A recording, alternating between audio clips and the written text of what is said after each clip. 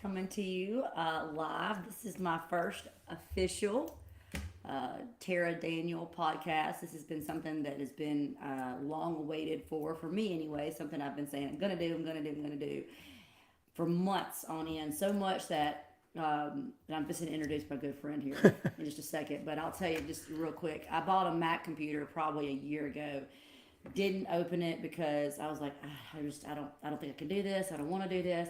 So much that I gave the computer to my son because he needed a computer. So I gave it to my 17-year-old, and I said, Tara, you got to start a podcast. You've got to do this. So I went on eBay, bought another Mac. So the first one I bought was brand new. Went to Best Buy and bought a Mac, big fancy one. My 17-year-old is in there in his room right now. So second time around, I get on eBay, order one. And then I order all the podcast equipment to go with it. And I'm like, I'm going to do this. Podcast equipment, I don't even know how to use it. I called my friend Trava, who helps me with my stuff now, my social media. She doesn't know how to work it because apparently the stuff that I ordered was just of a different foreign country, I suppose. It didn't work. So I was like, okay, it's just not meant to be. So I kept looking at that computer in the box for months and months and months. Finally, I got it out. I said, I've got to do this. The Lord has just laid it on my heart. I have got to start a podcast. And so Trava's been helping me, and I've been telling her to stay on me about it, Last night we were at a ball game. And, back up. Last weekend I had an estate sale. It was one of the best ones we've had in a very, very long time. It was over on Fairview Avenue. And Mr. Earle, my friend here, this is Mr. Earle. Let me introduce him. This is Mr. Earle. He does estate sales. He's been in the antique business way, way longer than I have. 53 years. 53 years. I'm not Going on 54. 54, yeah. I've been in it. I'm 43 years old. I'm 73, so. So last weekend he came to the estate sale, and I'm always marveled by people that do what I do, that I look up to, and I do look up to Mr. Earle here. He may not believe it, probably doesn't believe me, but I do. People that have been in this business longer than me, doing what I do. I take advice from them, whether they believe it or not. I watch them. I watch their mannerisms. I watch how they engage with people. I watch how they price things. I watch just their everyday activity because it's fascinating to me. Coming into this industry, I mean, you learn that we're selling people's lives. We're selling everything about them. It's not just. You're not just selling this dish here. You're selling every touch that had with it. You know, every piece of candy that was in it, every bit of life with it. I've always said, I'm sorry. No, by all means, go ahead. I've always said, in the antique business, you're selling a memory. Very much so. You're dealing with a memory. You're dealing with someone's life. Mm-hmm. So you have to respect it, even if you don't like it. That's their life. Yeah. And their memory. Yeah. It's amazing how much energy things hold, I find to be interesting. Is it's like, certain things, auras, and you go places, you go into these homes sometimes, and it's just, things will hit you. And I'm sure you've had those kind of experiences. Right. But that's a whole nother, I would go off on that for hours. But anyways, so last night, and then I'll start this actual podcast, but I'll just tell you how it brought me here. So last night we were leaving the ballpark, and I told Travis, I said, I'm doing a podcast this weekend. It's going to happen. I'm going to make sure I do it. And so we were leaving last night, and I told JJ, my husband, I said, JJ, I want to do a podcast. I told Travis I was doing a podcast. I'm doing a podcast this weekend. And I thought I could take the easy route and just interview a family member, or me and JJ. And I said, I really want to call Mr. Earle. I said, but he's going to think I'm crazy. And lo and behold, I said, Tara, just call him. So we're sitting in the truck at 9 o'clock. I said, he's probably asleep, JJ. He said, you called other people at this time before. Call him. I'm like, Mr. Earle, hi. Well, you wouldn't want to come over to my house possibly and do a podcast with me, or like talk on Facebook, would you? Because I wasn't even sure if you would know what I meant when I said podcast. I was like, will you come on talk on Facebook with me? And he said, sure. And he said it so fast, y'all, I didn't even believe you. You did. You said it so. I was like, he said yes. I know I heard him say yes. I think I need to ask him again to make sure he really heard me. But you did say yes. Yeah. Why'd you say yes? Well, this is not the first one. What all have you been interviewed? What all have you been interviewed for or done? Give me something. A lot of I mostly do antique shows now. I don't do many estate sales any longer. Um, but I've been on TV in Arkansas and Texas and Oklahoma.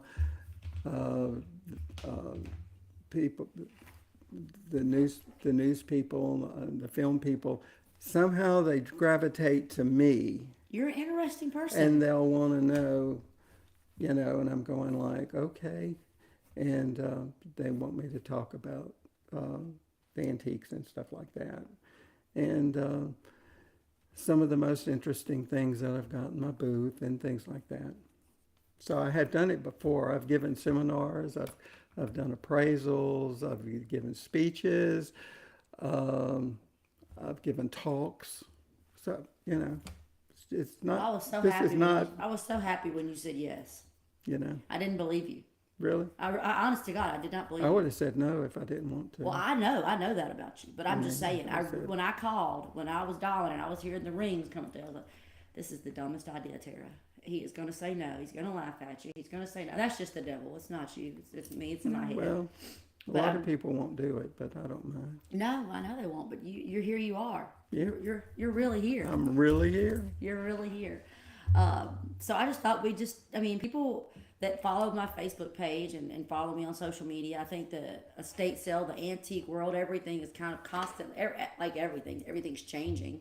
And so people watch, a lot of stuff online now. So I thought it'd be a good time for us to maybe just talk the stuff about antiques and estate sales and all things that, Well, people that the follow antique us. world has changed. The estate world has changed, and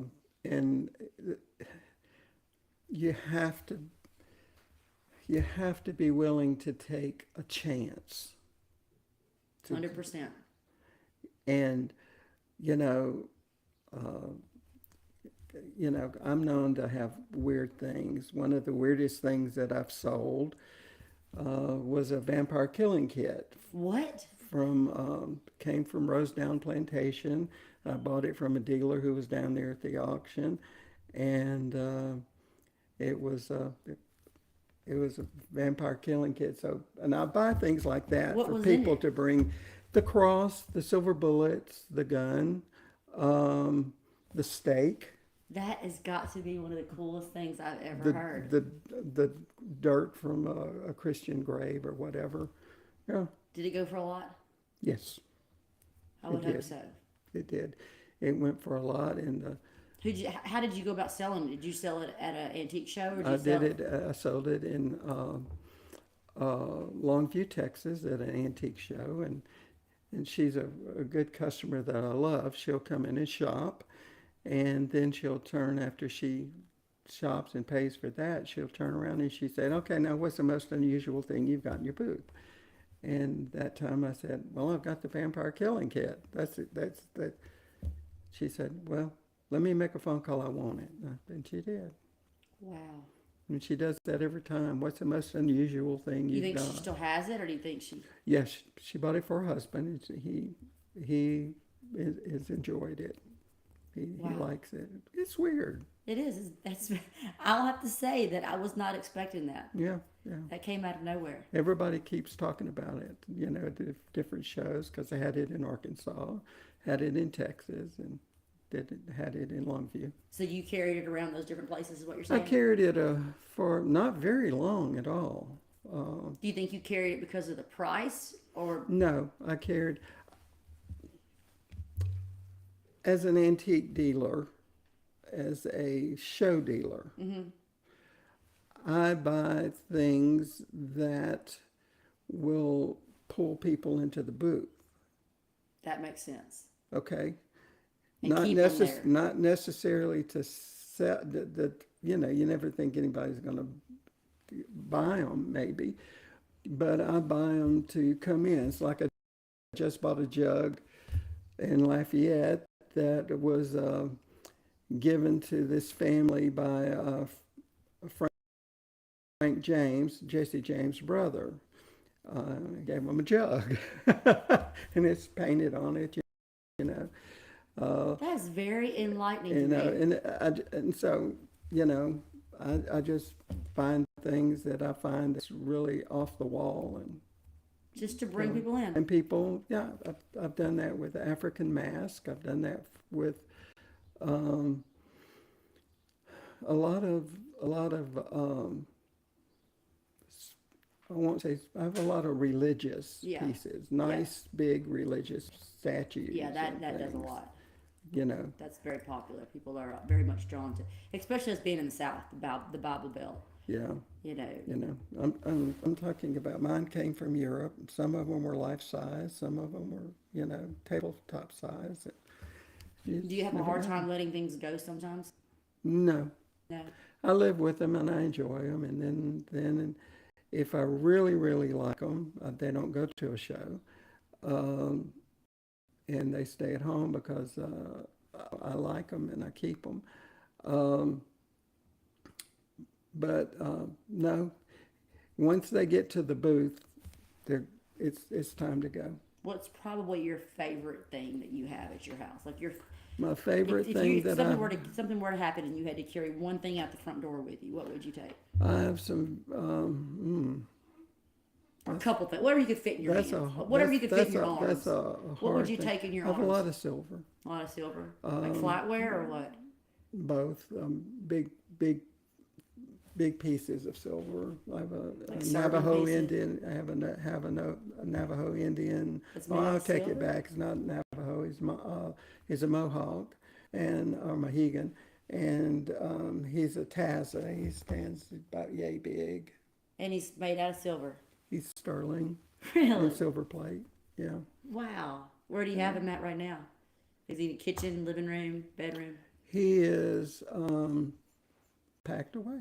Mr. Earle, that is a terrible life for that man. It is, but my wife hates all my stuff. That is so you sad. keep peace sometimes. You just pack it away.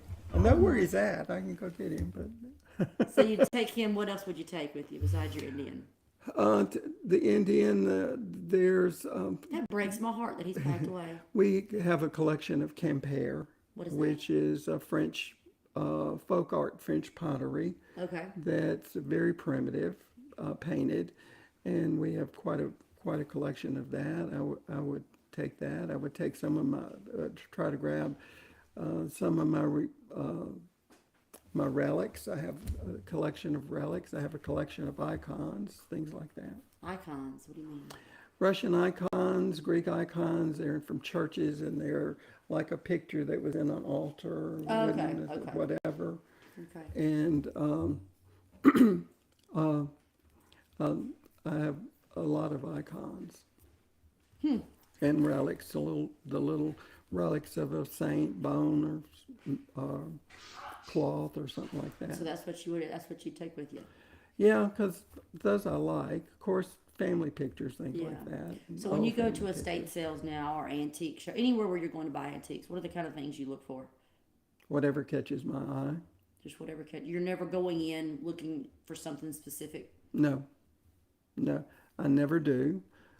At one time I did, but now I don't. I guess it makes it more fun that way too. I just if I run across it and I see it, and it's like I went to your sale last weekend. I had absolutely no intention of buying anything, but I did. You did. You bought twice. You didn't buy once. You bought twice. You came 2 days. Well, I bought twice because I made the checkout the first time wrong. You did. That was one of the dumbest things I've done. And I wouldn't in have a been long able to time. do anything with the check. No, you'd have just called me and said, bring me some money. Yeah, bring me some money because I couldn't. You wrote the wrong amount in the box from what's on the line, and both amounts were wrong. Both So, amounts were wrong. anyway, That was it that was was funny. that was what it was. And I called you and I said, I'm calling you to tell you I did this because I didn't want you to put anything nasty on Facebook about me.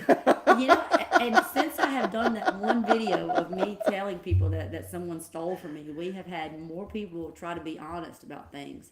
So It has worked. My video of me doing that. Trava, is our internet, is it working? Is it? The internet's fine. It's the phone battery said it was getting low. But are we live? Yeah, you're live. You're Okay, good. cool. Yeah. Great, making sure. What's my phone battery on my phone as well? Yeah, I thought my charge would be long enough, but it's not. There's one in my bedroom. Go get the charger in my bedroom in the back bedroom on the right, Okay. and then you're probably gonna have to find an extension cord somewhere. Okay.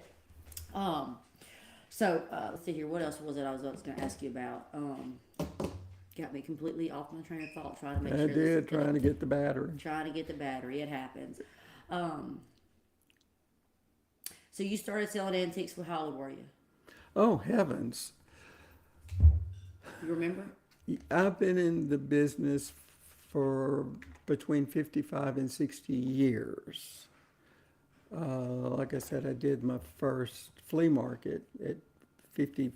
We're celebrating our 54th anniversary, so 54 years ago. Mm-hmm. We married in May, and I had the first flea market in June. Mm-hmm. And on and off, it was on and off. And before that, I grew up down below New Orleans, so I bought a lot of things down there, and I would sell them. That's not the right charger. Give The them one away. it's by my bedside. It is.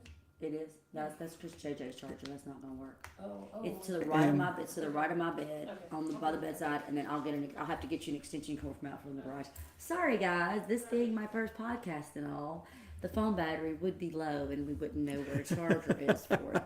So, but you were saying in Alexandria, but you didn't live there, did you? No, our family settled in Pineville in 1840. In 1840, it's when my great grandfather came over. My grandfather was born at the beginning of the Civil War, and then the family scattered during the Civil War, and went to different places. But I grew up down below New Orleans. Was Okay. where. My father to be truthful, my father passed away when I was a freshman in high school, and I was the only child. My brother was 17 years older than I was, so I was the only child, and mother was very clingy. So Monroe was the farthest if I'd have known about Ruston, I'd have gone to Ruston. But Monroe at that time was the farthest one that I could think of to go, and I came to Monroe. You came to Monroe. And met a girl up here and married, and we've been here ever since. She's not leaving Monroe. She's not. She's from here. She's from here. And I've been here ever since then, and love it. It's a great place to raise a family. It is. You need a charger. Extension cord. No, your charge is the same as mine. Okay. Here. I'm sorry. You're fine. Hang on, girl. So tell me, Mr. Earle. Have you ever lived anywhere else since you moved here?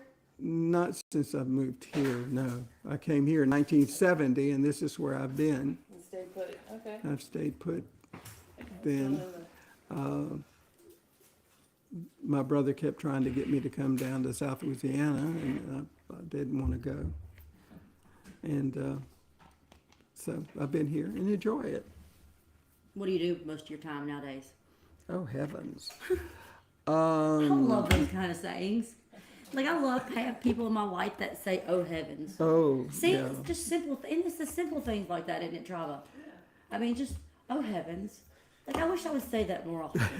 Well, what do I do most of my time? What do you do? Well, I'm in a flea market, whatever you call it, in which I don't fit in either one of these, but I'm on Washington Street in Gary's flea market on Washington Street, I think they I didn't call know it. that. Yeah, I've got a little booth there. It's a good. They have some really interesting things there, and I've never been. I enjoy it. But I'm also in a flea market in Winsboro. Really? Yeah, I've been there for about a year, and I enjoy it too. It's fun. Teach me something about antiques. Teach you something about antiques. Well, if I were coming into the business and I wanted to start selling antiques at a flea market or at an antique, let's just say flea market, what advice would you tell me? Is that too To hard for me thine to own, ask you no, this? to thine own self be true. I don't try to follow trends. I buy by gut. Okay. If my gut says buy it, you have to have a hard shell. You can't give up like after the first month and you haven't sold anything. You can't give up. You have to keep on going because you're going to have good months. You're going to have bad months. You're going to make money. You're going to lose money. You buy what you're familiar with and what you like, and stick That you're to comfortable what with. you're comfortable with, and don't expect to know everything. You know, I've been in the business for so long. You know, you asked me a while ago, did I know that was sterling? And I said yes. And you said, oh, okay. You know, you've been in it long enough that you know how to spot and don't spot, and you know how to. I tell people all the time. They used to get calls, and because I do appraisals, and people would ask me, how do you know about this piece of glass? How do you know it's old? And I said, I can't answer that question. I just know. I know. When you've handled, after 50, 30 years, 25 years, 10 years, you've handled a piece long enough, you know. Yeah. It's like, because you asked me, said, well, how'd you know that? And I said, well, I looked at it and can tell you that. I mean, I just knew it. You know, it screamed to me. It screamed sterling. Some people would say they would think it was silver plate, but there's a difference in glassware. There's a difference. You know. Did glassware used to sell better? Yes. I thought so too. Yes, because I dealt in a lot of art glass. Because glassware doesn't seem to sell very well now. Clear glassware has kind of fallen out of the Most market, definitely. but then I've read in several trade journals that clear glass is picking back up, Really? and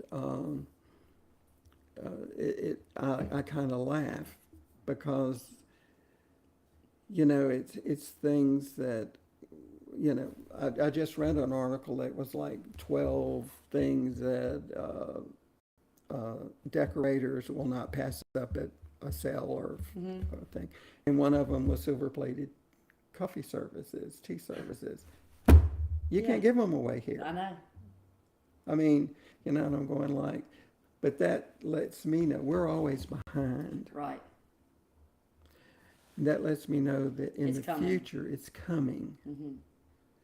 And so, you know, but their thing was not get just any coffee service. You want pretty, ornate, fancy. And the young, up and coming, they're not yuppies anymore. I don't know what you call them, but they're wanting to entertain more.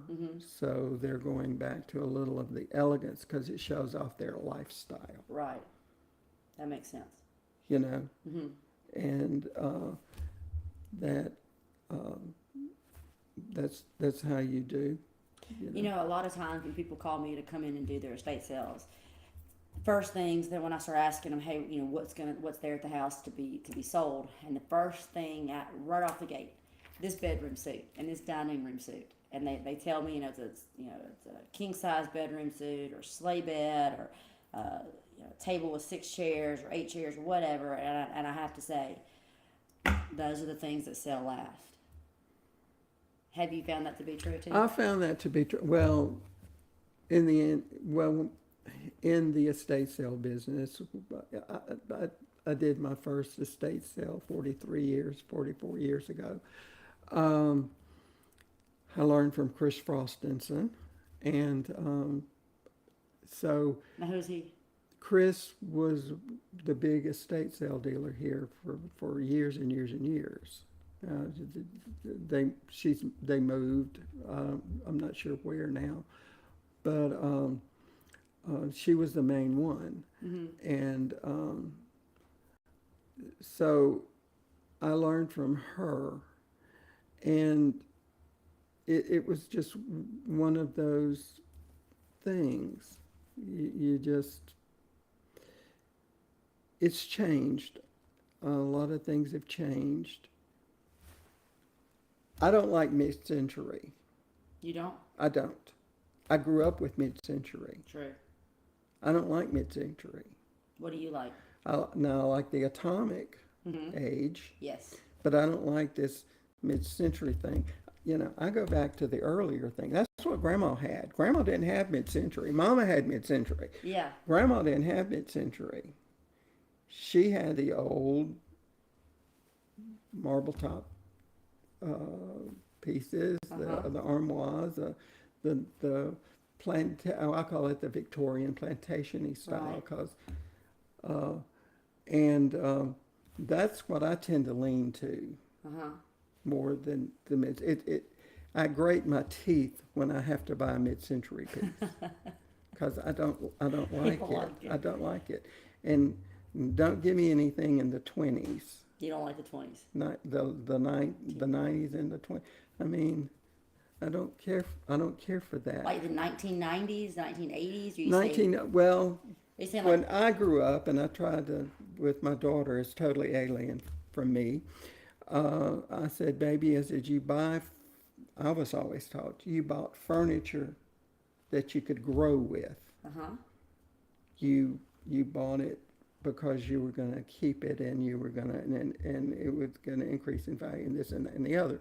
You don't buy from Pier 1 or Costco. That's, that's interesting. So, because nowadays, people flip furniture. they flip. That's what my daughter said. Well, Daddy, I can, when I get tired of it, I can go buy some more. You know how many dining room tables I've had? How many? At least 6. How many dining tables that we've had? 2. It just shows you the difference in the difference of us. You know what I'm saying? That's interesting though, because bedroom suits, I've had maybe 3. You probably would have 1. About 2. 2, okay. Bedroom suits because they're just so hard to move. But I try to tell people, bedroom suits are hard to sell. Washer and dryers are easy to sell. You know what I tell them?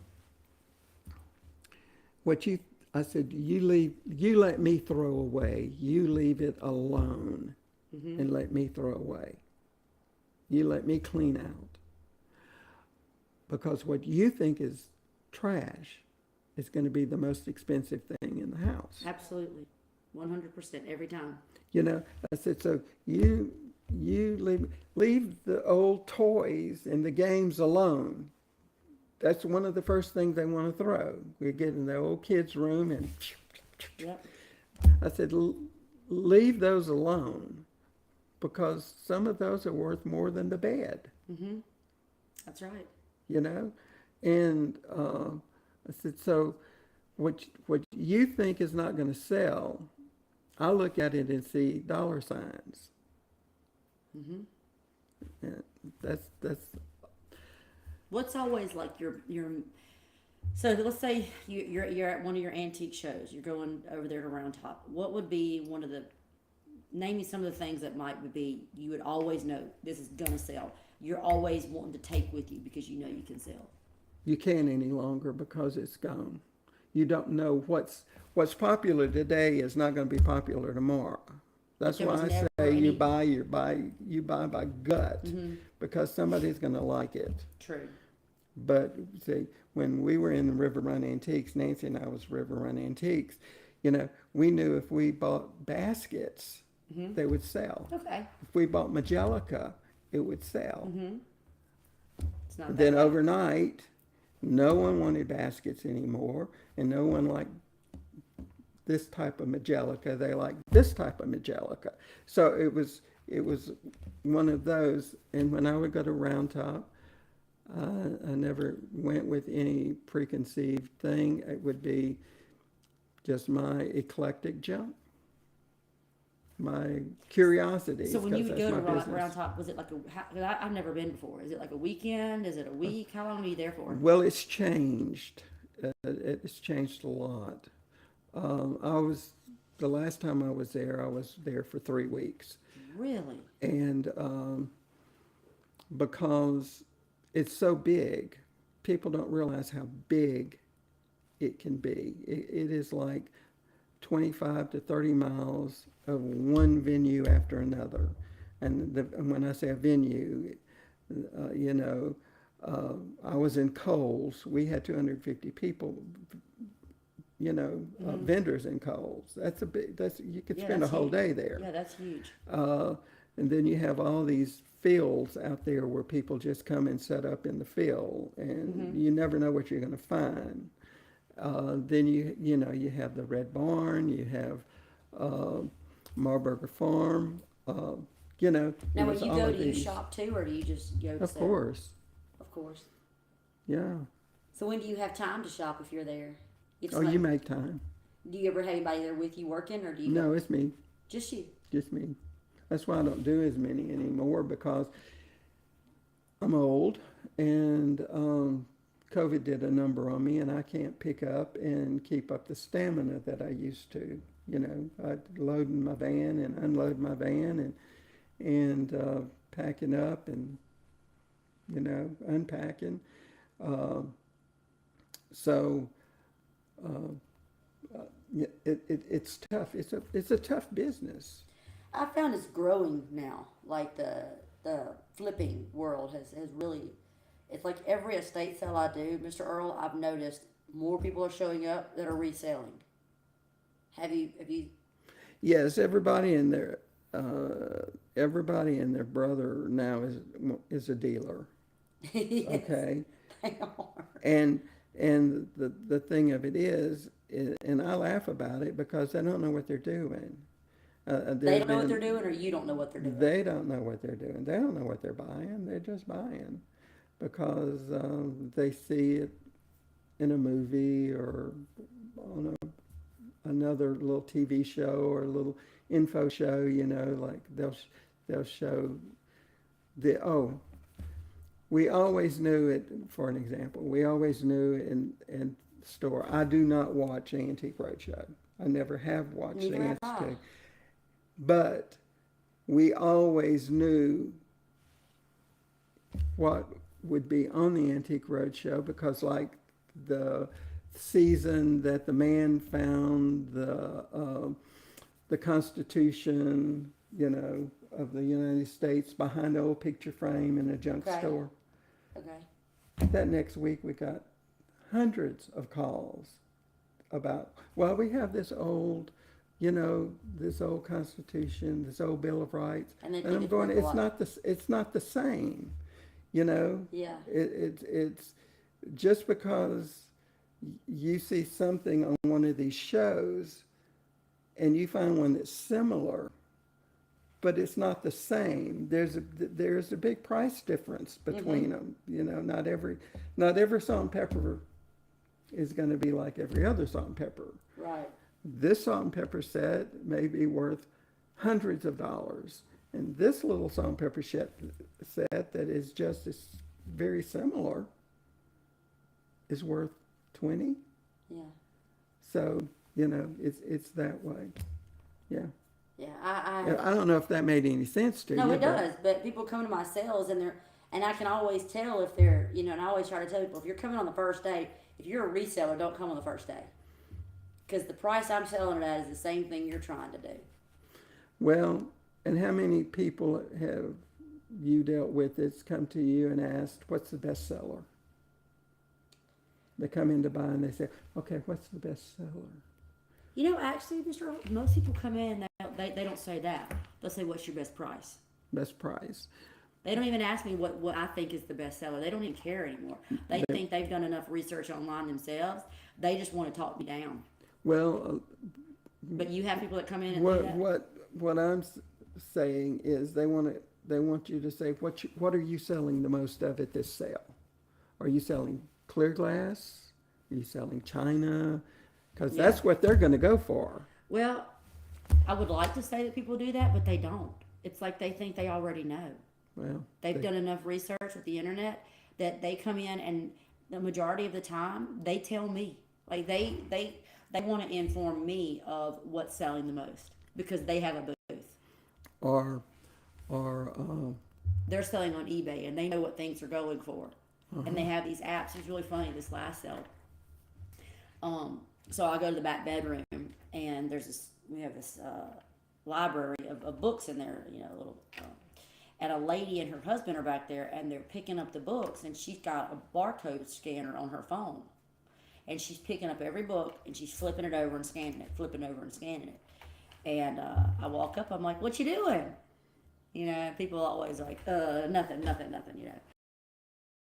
But just then they're reselling, and so they 50 some odd books, and so no, people don't ask me what's selling the best anymore. They take pride in telling me what I'm doing is wrong, and my price is wrong because they know what things are selling for better. well, my idea for that and my comments and remarks to that is, I've sold it. Now you've got to. Okay. Yeah. So I may have sold it too cheap, but it's gone. Now True. you've got to sell it. True. This You is know, true. and it's a totally different Now it's market different. there. It's like when I go to an antique store, even in Round Top, when I shopped Round Top, if I walked in there and they said, "Well, I haven't searched for this, I haven't looked this up yet," and my remark to them was always, "Well, you've just told me how much you know. If you've got to check eBay first, you've just told me how much you don't know. Uh-huh. If you're in the business, know what you're doing. Right. Have an idea." I used to go to estate sales a lot, and that's one of the reasons I don't hit a lot of them any longer, because I'd walk in the door and it would be, can you tell me how do I need to price this? How do I need? And I'm going like, you're in competition with me. Don't ask me that. Absolutely. And that was another reason why I wanted to invite you, is especially in our small community. It's like it's a dog eat dog world. Oh Lord, yes. In this estate sale business, luckily Brent and Jeff and I that own the Caring Guys, they're sweethearts. Brent actually gave me one of my first sales when I first started. Believe it or not, he gave me one of my first estate sales. But everybody else that does estate sales, they don't talk to me. Mm-hmm. Is that shocking? Go ahead and say Yes no. and no. Really? It's not shocking. One has to be blocked on social media.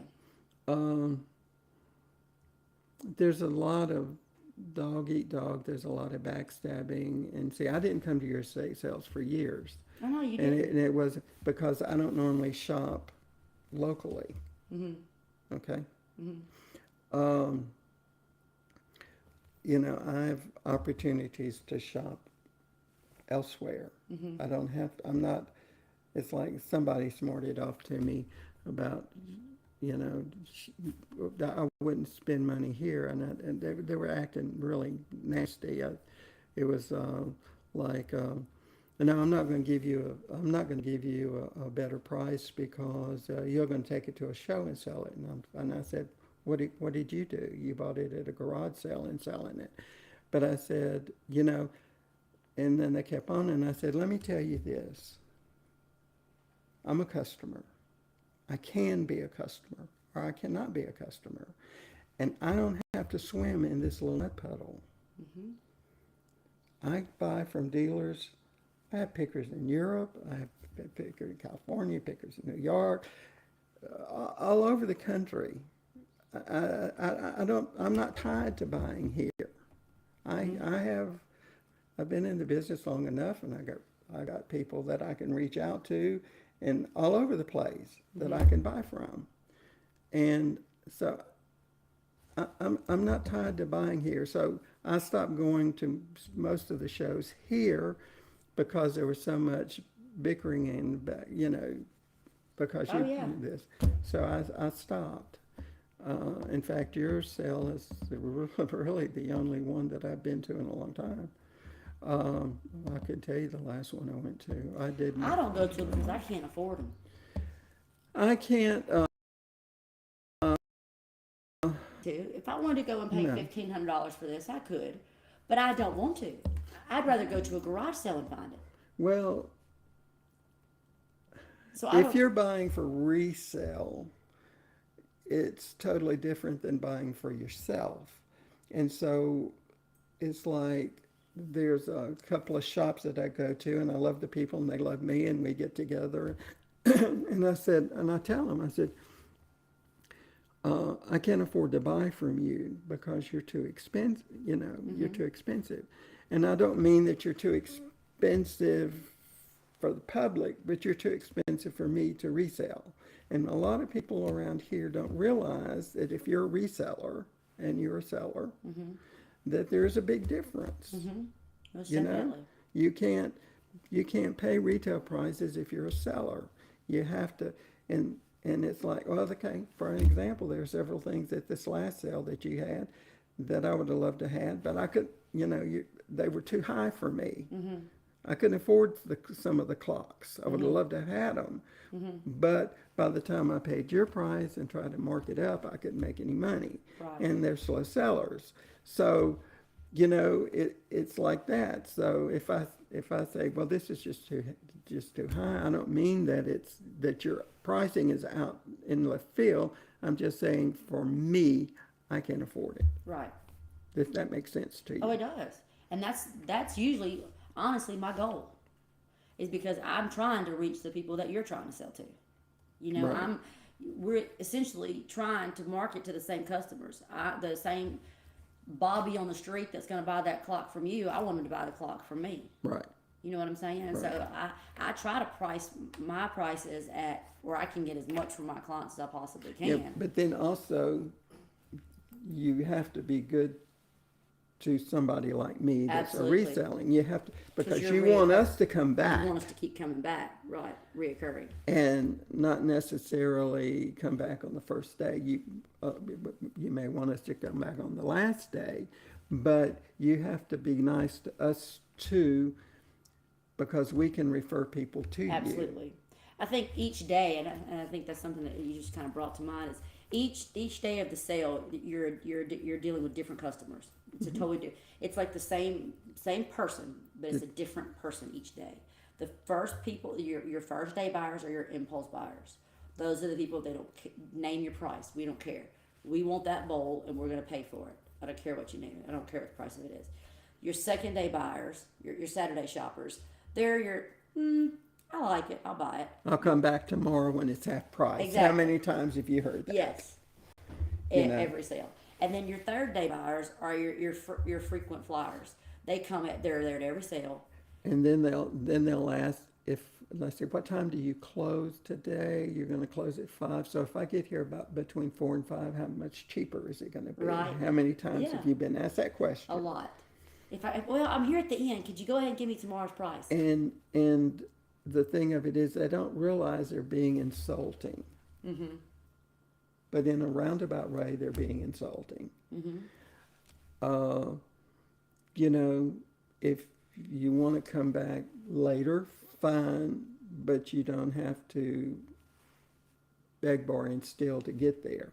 Mm-hmm. You can, you come back, and it's like, I never would ask that question. I don't think I recall me ever doing that, because unless I'm leaving town. Now, there's a lot of times that I am. For years, I was gone every weekend, so I didn't go to any sales. So you were gone every weekend because you were doing shows? Doing shows. So Okay. I'd be going every weekend. And I used to do 1 to 2 shows a month. Do those still go on, and you just Yeah, don't go they're anymore? still.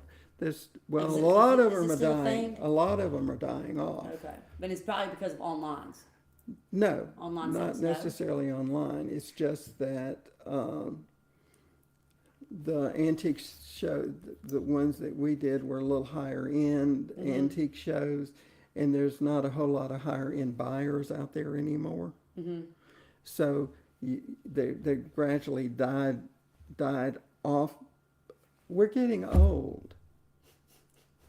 The antique dealers, the antique show dealers, we're dying off. I don't know how many times So during the year I get a call and say, did you realize this? So what do you predict's going to happen in the future? Everything makes a turnaround. Mm-hmm. So in the future, number one, what's hot right now, mid-century or whatever is hot, these people are getting older. Now we have what I call the punky age. Mm-hmm. And then they like things totally different than the mid-century or the antique. Mm-hmm. So you have to be flexible to change with the flow, and a lot of dealers are not flexible to change with the show. I've been in many dealers at different shows, booths, and they have the same thing they always had. Mm-hmm. It didn't sell the last time. Right. So, you have to kind of be flexible to change, and a lot of antique dealers are not flexible to change because they're not comfortable with I'm not comfortable with mid-century. Mm-hmm. If I buy mid-century and I think it's the hottest thing going and this is going to sell and it can sit, and in fact it's really funny, I bought several Peaches Country when the Country was real big, to take to the show. Nobody would buy it in my booth. And I would ask a friend, I said, would you please put this in your booth? And it would sell right away. They don't come to me for the Country. They come to me for these other weird things. I don't know if I'm making sense to you, but So who is this punky generation that you're referring to? What do you think they're buying? I don't think they know yet. That's I would agree with you on that. You don't see a whole lot of them at the shows. You're beginning to see some more college kids come and buy, and and it's funny to me when I was college age, what I bought, the older people in my family for food. Why are you buying that? But I've always said when you buy, number one, antique dealers, we're the first green people. We're the ones that resold. We're the ones that, what do you call it? Recycled. Okay. We're the Original recycler. We're the original recyclers. Okay, and so it's one of those things that people look for. I'm going like I've recycled a lot, and I've told people before, I don't care. A friend of mine's business is called Dead People's Things. I don't care if it was Jackie Kennedy or Elizabeth Taylor or some of these others. You're buying, when you go to that auction, you're buying what their family didn't want. Mm-hmm. Yeah. Okay? Right. So let's face it, you're buying what they didn't want. So what they didn't think was good, we think is good. What the next generation thinks is good is going to be what we didn't, Yeah. So, but because we recycle it, we were the original recyclers to keep things out of as the English call it, the skip. The skip. Keep it out of, that's trash. Okay. Keep it out of the skip. So what advice, because I don't want to keep you forever, what advice, me personally, doing what I do, estate sales, being 30 years younger than you, I know, putting it out there. What advice at me as a human being would you give me in my work? Be honest. What else? Be honest. Be fair. Mm-hmm. Be nice. To keep going further in what I do. Well, what would you tell me that you might would have told your younger self to move the needle, to move up the stairs faster? What would you tell me? If It's hard to. It's hard to. Well, You you could've- you you could've- climbed up the stairs pretty quick because you do a sale a week, and that's virtually unknown because it's a lot of work. It is. You know, And I've been asked if I and could do stuff. 2 a week. And see, that's totally, to me, that's ludicrous because there's no way I could do to be fair to the, well, now we're calling them clients, So, yeah. but be fair to our families that have hired us. You know, you have to have time to put in Absolutely. and do. You just can't walk I into know it. it's not fair. I can't walk into here and start putting dollar to dollar. You know, you want to be fair to Right. that family, and that's what I would, you know, would tell you to. Don't price yourself out of the market, but be fair. Does that make sense? Mm-hmm. Um, You're not going to hurt my feelings. Just I'm, throw it at me. yeah, no, I'm What not else worried could I do? about. What- I'm I not know, worried. I'm saying, what else I'm could I not do to worried be about better? hurting your feelings. Well, go ahead. I would like for you to. No, I mean, I'm not worried about that. If I wanted to hurt your feelings, I could do it real easily. Do it. But Go ahead. no, I don't Come have any. on, I don't be have any fine. complaints. Really? You don't have any complaints? I don't have not in the last. I've only been to 3 year sales. You can't Okay. find anything wrong with them. Oh well, I could if I nitpicked, but I'm okay with you doing that. no, Okay. there's What else would you? it's fine.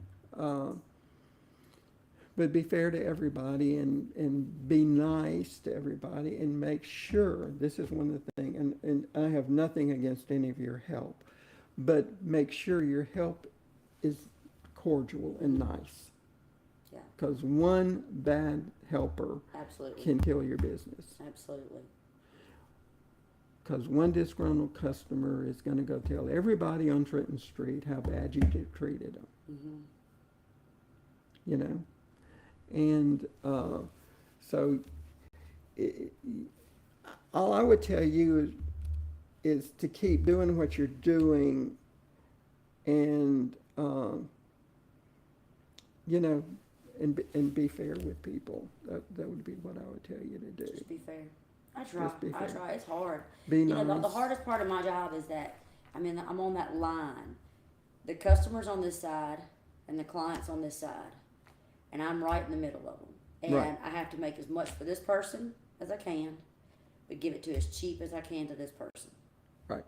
And so, and I have to stay right here where I have to answer to this person and tell them I made you as much as I could, and I gave you the best price I could. Right.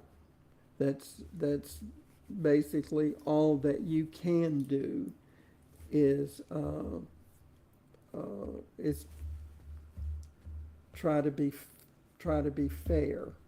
And that's what I've always said. Just, you know, and sometimes I'm not, but I try. I would rather it sell than it to go to a buyout. Yeah. Okay. Absolutely. And that's one thing that I did, that I've started doing, and that is kind of going against the grain, so to speak, that most estate sale companies don't do, that I do. Because I'm always trying to reinvent the wheel. I'm like, you know, just how you were telling me you and Miss Nancy were down there, the ones that were, y'all were the guinea pigs. Y'all were going to try something, and if it worked, everybody was going to follow y'all. Well, that's kind of how I like to pride myself, as I'm going to keep trying new things until I find something that I'm throwing mud at a wall to figure out what's going to stick.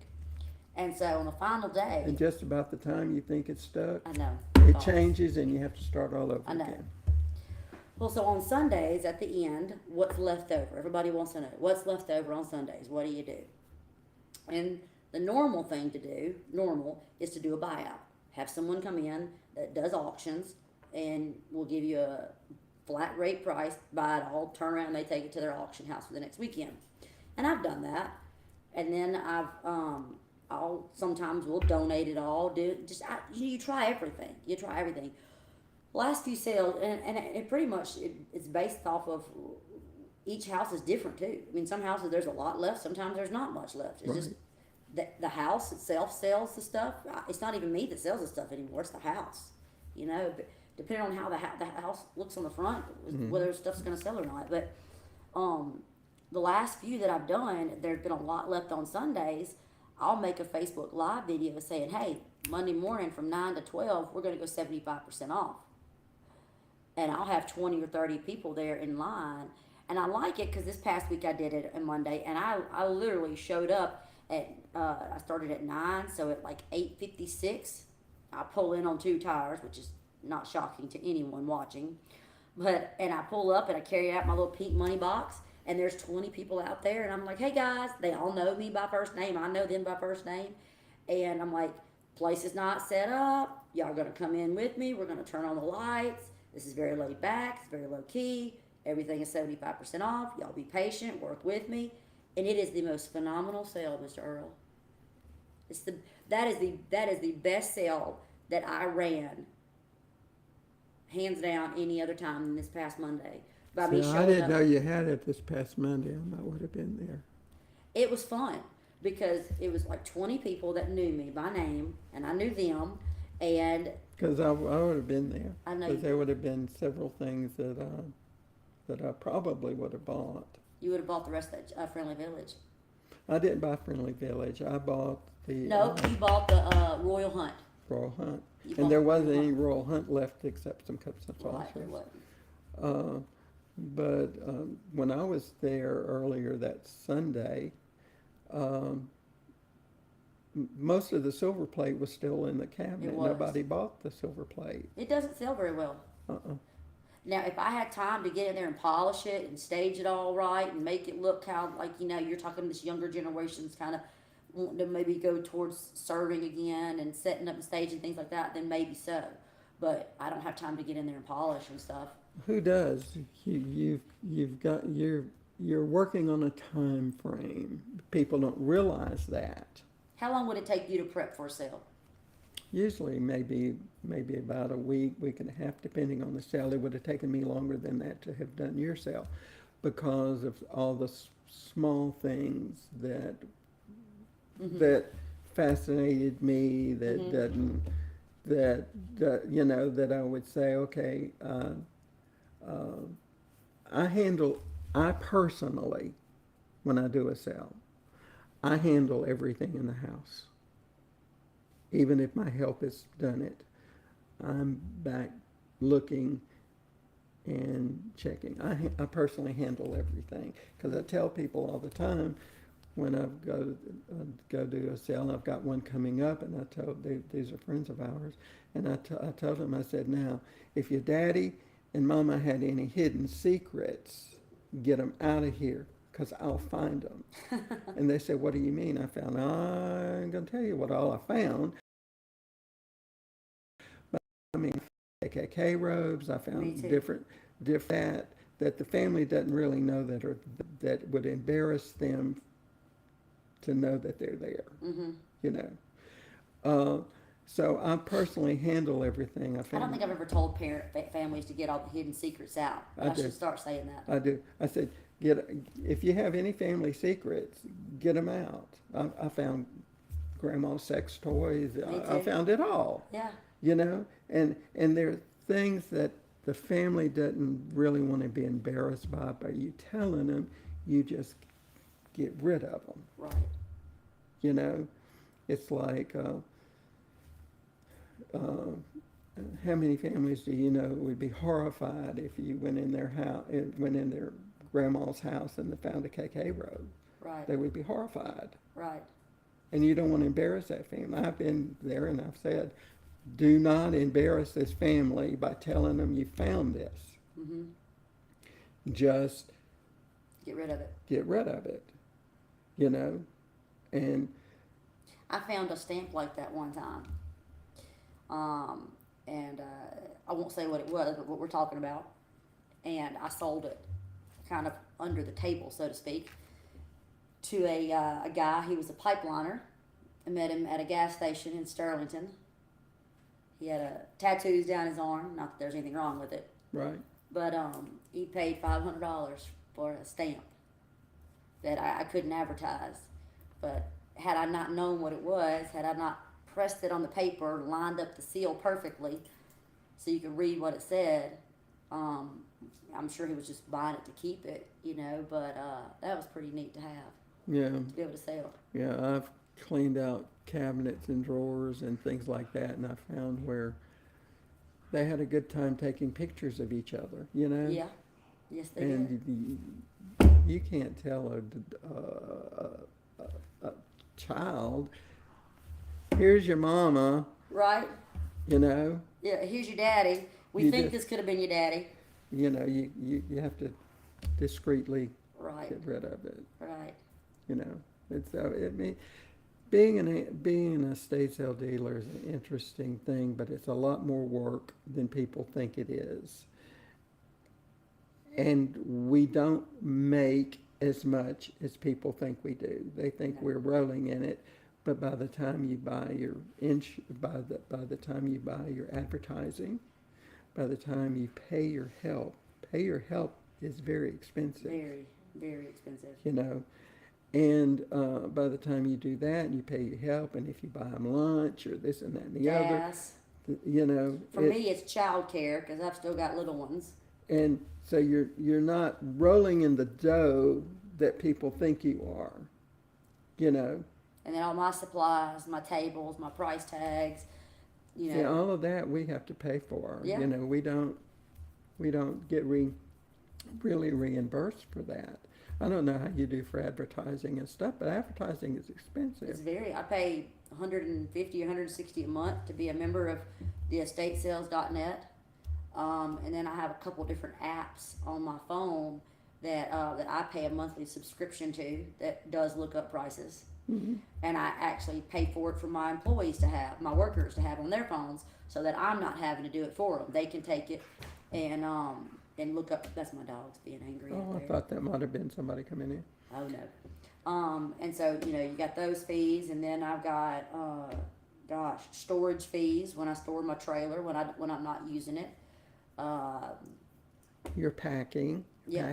boxes. All that. But the main thing is your help can eat your Yep. Your Net fees up. away. Most definitely. because sometimes it's not unusual to pay. I paid my help sometimes $1,000 or more. Mhm. Yeah. Which people don't think that you do that. I don't know what they think that these people work for, but I know. and good help is not easy to find. No, it's not. No. Thankfully, the people that have helped me have been with me since the beginning. And so it's things like that the estate sale business has changed. What I normally sold years ago doesn't sell anymore. What I didn't like years ago and still don't really is what's selling right now. And so it's change, and it'll change overnight. Absolutely. You don't know, and you get one one customer that gets mad at you and gets on their Facebook or whatever, and start bad mouthing you. Well, then that affects other. It's a thing. So it's not easy. No, it's not. It's not easy. It's very hard keeping the peace. It is, and people think because you're, and people ask me, and I said, look, this is not mine to give you. Right. This doesn't belong to me, so I cannot give you $100 item for $10. I can't do it. It's not mine to give. If it was mine to give, it'd be different. But this is not mine to give. And a lot of people don't realize that this is not yours to give. Mm-hmm. And they think you should because they're your friends. Right. And how many estate sales have you done that people have come in and they're long lost relatives and so promised me this? Yep. All the time. And Or this was mine, and I was supposed to get this before the sale happened. and I did one time, Mr. Earle. Hey, my little microphone's not red. Oh, well, it's picking up sound. Okay, good. Probably picking up. anyways, I did one time. There was a humongous tractor in the backyard. I mean, a tractor the size of my house. And I'm in the middle of a sale, no joke, out in Balkanville. And my person walks up and they said, that was my tractor that they let me store in their backyard. You can't sell that. And I called my client and I said, this person's telling me this tractor's theirs. And they said, well, he makes some phone calls. Sure enough, few moments later, they called me back and they say, unfortunately, can't sell it now. It does belong to them. Right. See, when they come and tell me things like that, I What do you do? always say, you know the people? I don't answer to you. And I tell any sale thing I do, I deal with one person. I don't care if there's 6 kids. You pick out the one that I deal with. I deal with the power of attorney or the lawyer. I deal with one person. Only answer to one. And I say, get in touch with that one person and I listen to what they have to say. Not what you've got. I'm sorry if grandma gave you this. You know the family, you know the people involved, call them. And they know that I've got, when I do a sale, if you take anything out after I start pricing and everything, you have to pay me a commission out of it. Yeah, and that's pretty standard. So I said, so you have to deal with that person, and then they can call me and tell me what to do. And that usually quiets them down. I've had church women come in. Oh, in fact, I laughed. Nancy said when her mama died, when Mildred died, that all these little church ladies came in and said, oh, Miss Mildred told me I could have this rug. And she wasn't doing a sale. But Miss Mildred said I could have this rug. Oh, and this silver piece. Miss Mildred said I could have this. They come out of the woodwork. Long lost relatives. It's been there for years. It's been there forever. And then I tell them, and my retort is, it's not mine. I cannot give this to you because of my contract. Okay? So I answer one person. You go to that one person and y'all work it out, and then I'll do what they tell me to do, be it the lawyer or the power of attorney or whatever. And I said, but I and if it sells before you get back here, I can't help it. This should have been taken care of before I got it. Absolutely. And I don't know if you've run into that. Oh no, I do. I run into it a lot. It happens more often than you think. Well, I mean, you obviously know about it. Yeah, long lost friends come out of the relative, out of the woodwork, and they want to this and that and the other, and usually a lot of times. What do you do in the situation when you go into a house and you look at it and they say this is everything that's for sale, and then you go back and before the sale happens, when it's time for you to start the sale, it looks different? What I do is, for that, and that has happened many a time, once we sign on the dotted line, okay, and they'll say, well, I said, you mark everything that you want. I said, nobody's going to bother it. Just put not for sale on it, put family on it, whatever. Nobody's going to bother that. They'll leave it alone. But when I walk in tomorrow and put the first price tag on something, that's over. I don't care what you get, but you owe me a commission. And so then there's a little thing called pictures. Yeah. I've been in. We've done. Nancy and I both did a couple of sales together. We used to do them together all the time. I bet that was fun. It was it was fun in that we worked together at the store all day, and we would get to a sale, and I said, look, I'm sick of you. I don't want to hear you. you go to the other side of the house and work, and I'll work here.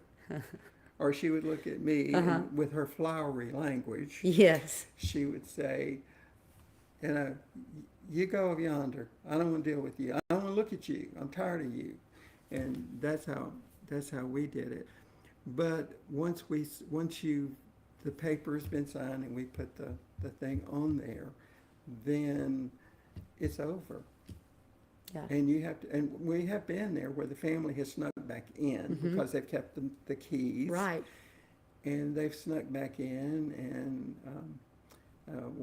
one of them came in the day, and I gave them a list. I said, here's a list that's missing. I said, I handle it all. I know right here was a candlestick that's no longer here. Okay? And over here is a necklace that is no longer here. I said, I know what it is. And here's your list. And you What owe me happened? this. I say, you don't want to pay me willingly, I'll take it out of my commission. I said, because you know you took it. And they'll admit, well, we didn't. Grandma wanted us to have this. Well, your time for Grandma to give it to you is over. You know. So you've had to learn how to be firm with people. we've had to learn to be firm and nice. And it's like I tell most of I don't call them clients, I just say my people. I tell them, we have this contract. It's protecting me and you. When somebody comes to you and says, Sister so-and-so or Grandma wanted me to have this, all you have to do is say, I've signed a contract. I can't give you anything. And I said, and when they come to me, I said, I have a contract with the family, and I can't give you anything. It's not mine to give. And that usually ends it. And I said, I don't mind if you take it. You have to buy it. And if they say you can have it, then you pay me the commission on it. I think that's fair. No, that's what they do in my situations like that. I was just curious if you dealt with that too. Oh Lord, the first sale you do is you run into that. What do you do when you have family members come into the sale while the sale's going on? I tell them, I don't care if you're here. I had one.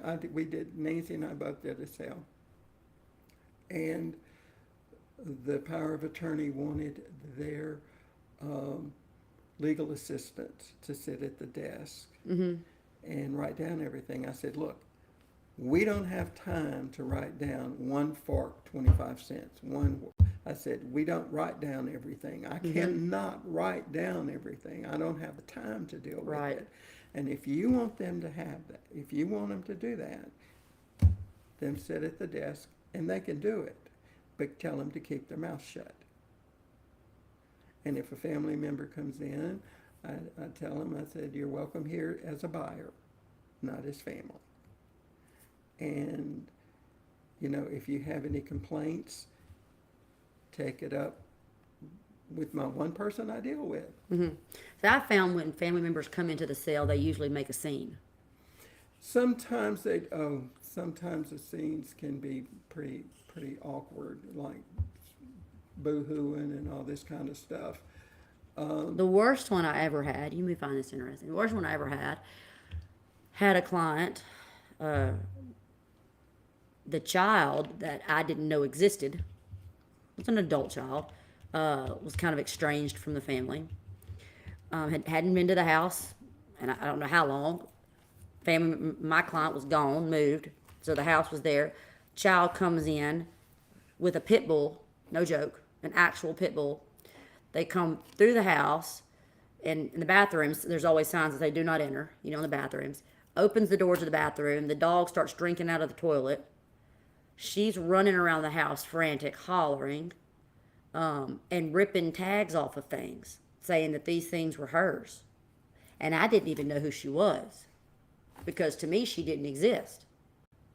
So I run outside, call my client, and I'm like, hey, Susie, do you know who this Elizabeth girl, I'm making up names, Elizabeth girl is here? She's in here with a dog, ripping tags off things. Oh my God, that's my daughter.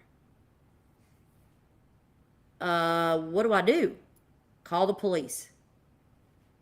So I had to call the police. The worst one that we had was an older couple. The man had already died, and this was, no, the woman had already died, and this was the man.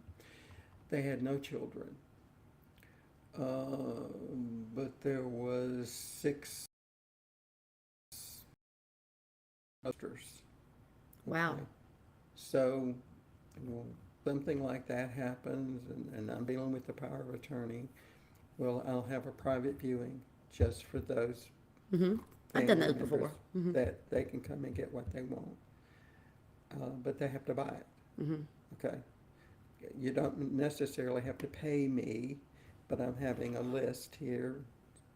Jim Bob got this much money, and Jim, Nancy Lou, this. And I said, and then when it comes up to settling the estate, then you take it out.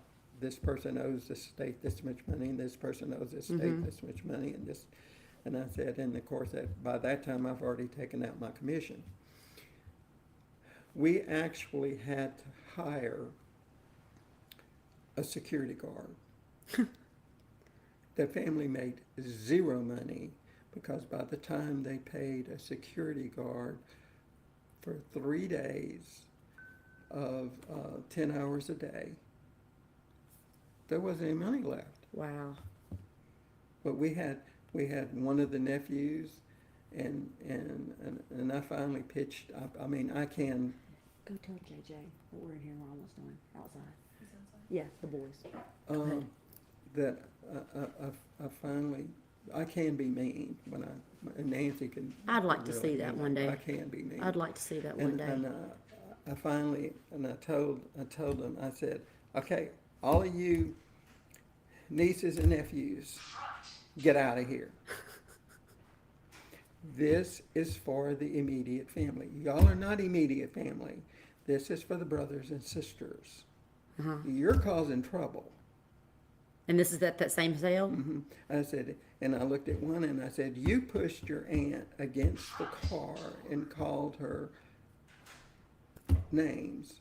And I said, and that ain't gonna happen. Get out of here. And one said, well, Miss Smith, this is my family picture. I said, fine, I don't want your picture. Rip it out of the frame, but the frame sells. I said, but the nephews, I said, the nieces, I said, get out. Did it work? Yes, they left. But they made no money because of the security guard, huh? And they made no money because of the security guard, because they came back and was, harassing some of the elderly friends and family that came, and they were harassing them. And I said, we can't have this. I was on the phone with the lawyer, and I said, look, do something now, or I'm locking the doors, and we're closing this down, and I will send you a bill for what I think you owe me. Wow. And he got on the thing, and he told him, he said, Mr. Earle is running the cell, Miss Nancy is running the cell. If he told you to get out, get out. It's crazy how things get like that, isn't it? Over 50 cents. I know. Crazy people. So, I don't know. So, I've enjoyed talking to you. well, I've enjoyed it, and I'm afraid I just rattled. No, Didn't it was make any wasn't sense it at all. fascinating? It was. I knew it would You be. know, A lot of people watching. a lot of people watching. Oh, yeah. I knew a lot of people would. How many nice comments are there? How many negative comments There's are no there? negative comments. There's a couple nice comments. Couple of Hello, nice- hi, yeah, that's interesting, yeah, that kind of thing. So, Well, I hope you'll come back on with me sometime. I will. I don't mind. You don't mind? I'll keep giving you good deals at my sales, All right. since I'm one of the ones you'll come to. You're the only. There's only two people that I've gone to their sales lately in the year one, and That makes Ramona me- hasn't had a sale in a long That makes me feel good. because I saw what I liked and what I wanted on the thing, and I came in and got it. And if it was too high for me, I tried to come back the next day. If it wasn't, then Wasn't meant to be. exactly. Well, where can find you if they ever want to see you? I'm on Facebook. Okay. I'm Mr. Earle's Curiosities on Facebook. Mr. Earle's Curiosities on Facebook. Or with an E. Earle with an E. That's Earle right. with an E. And or I have Earle Schrader. That's my other Facebook page. That I get a lot of calls, or text and everything on that.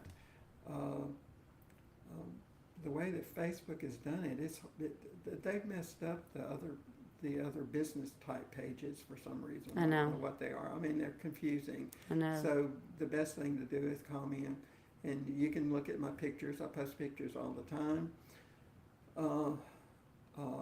Now that I'm feeling better, now that I'm You look good. I mean, I don't know what you look like not, but you look great. Yeah, but I have been sick and for the last 2 years, and